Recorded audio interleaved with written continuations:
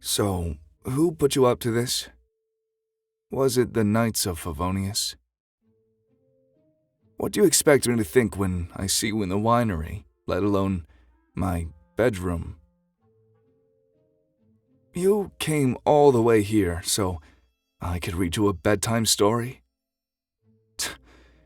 You're joking, right? You're serious. Okay. Just promise me you'll leave my bedroom after this, or at least sleep on the floor. Just wait here for a moment. I'll find you something, though it will be admittedly quite short.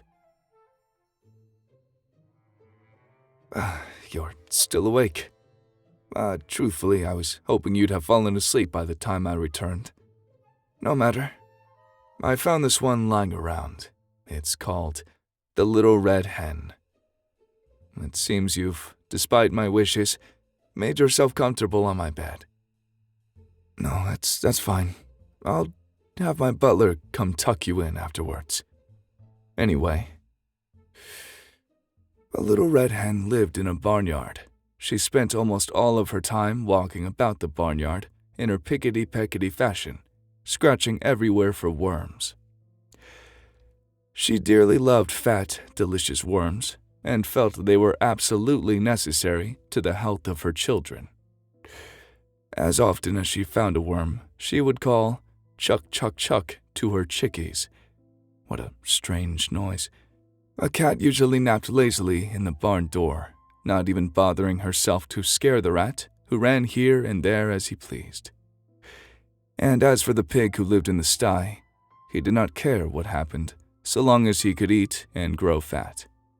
Doesn't sound too dissimilar to the Knights of Favonius. Sorry, I'll continue to read, and I'll take it seriously this time. I promise. One day, the little red hen found a seed. It was a wheat seed, but the little red hen was so accustomed to bugs and worms that she supposed this was to be some new and perhaps very delicious kind of meat. She bit it gently and found that it resembled a worm in no way whatsoever as to taste, although because it was long and slender, a little red hen might easily be fooled by its appearance. Carrying it about, she made many inquiries as to what it might be. She found it was a wheat seed, and that, if planted, it would grow up, and when ripe, it could be made into flour and then into bread. When she discovered that, she knew it ought to be planted. She was so busy hunting food for herself and her family that, naturally, she thought she ought not to take time to plant it. So she thought of the pig, upon whom time must hang heavily, and of the cat, who had nothing to do, and of the great fat rat, with his idle hours, and she called loudly, "Who will plant the seed?"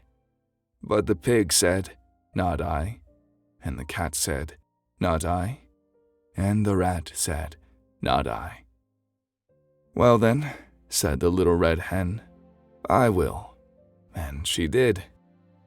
Then she went on with her daily duties through the long summer days, scratching for worms and feeding her chicks, while the pig grew fat, and the cat grew fat, and the rat grew fat, and the wheat grew tall and ready for harvest.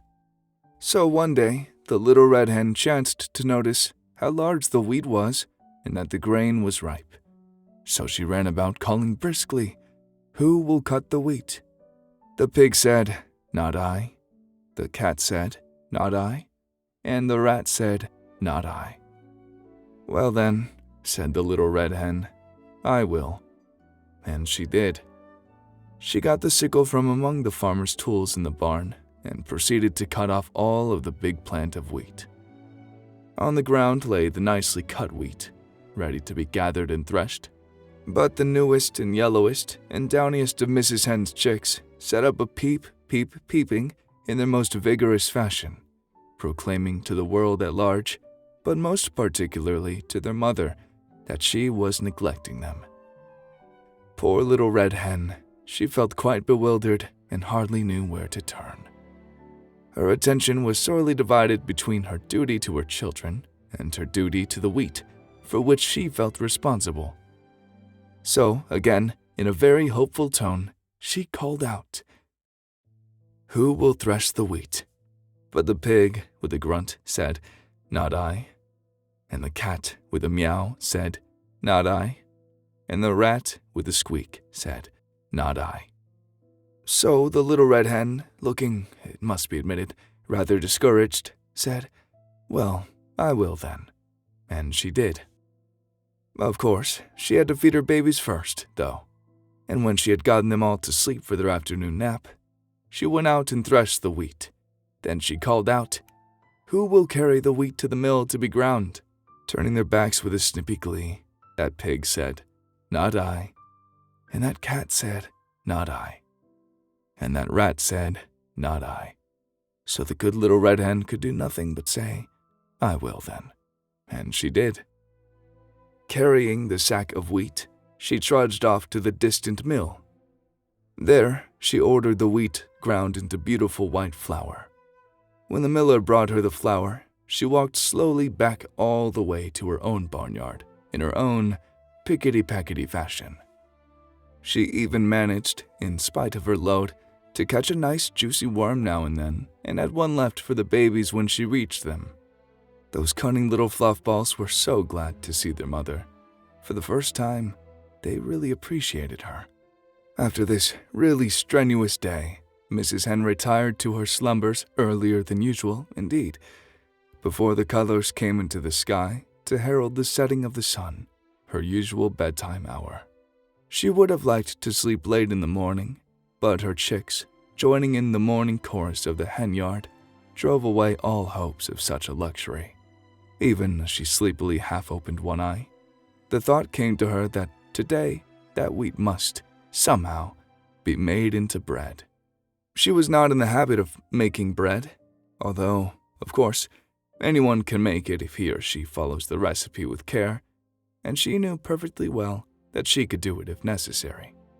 So after her children were fed and made sweet and fresh for the day, she hunted up the pig, the cat, and the rat. Still confident that they would surely help her someday, she sang out, "Who will make the bread?" Alas, for the little red hen, once more her hopes were dashed, for the pig said, "Not I." The cat said, "Not I," and the rat said, "Not I." So the little red hen said once more, "I will then," and she did. I wonder where the farmer's at during all of this. Anyway, feeling that she might have known all the time that she would have to do it all herself, she went and put on a fresh apron and a spotless cook's cap. First of all, she set the dough, as was proper. When it was time, she brought out the molding board and the baking tins, molded the bread, divided it into loaves, and put them into the oven to bake, all while the cat sat lazily by, giggling and chuckling. And close at hand, the vain rat powdered his nose and admired himself in a mirror. In the distance could be heard the long-drawn snores of the dozing pig. At last the great moment arrived. A delicious odor was wafted upon the autumn breeze. Everywhere the barnyard citizens sniffed the air with delight. The red hen ambled in her pickety-packety way toward the source of all this excitement.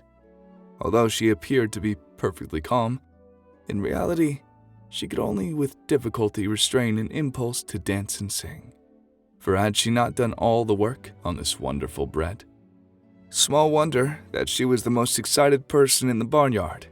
She did not know whether the bread would be fit to eat, but joys of joys, when the lovely brown loaves came out of the oven, they were done to perfection.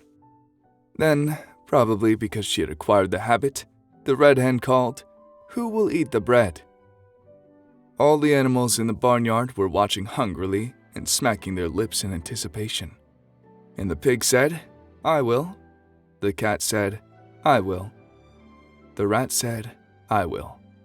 But the little red hen said, "No, you won't. I will." And she did. Well, it seems that's it for the story. I'm glad the little red hen got her justice in the end. But no, I didn't enjoy telling that story. Anyway, I'll sleep in the spare bedroom tonight. You can have my bed.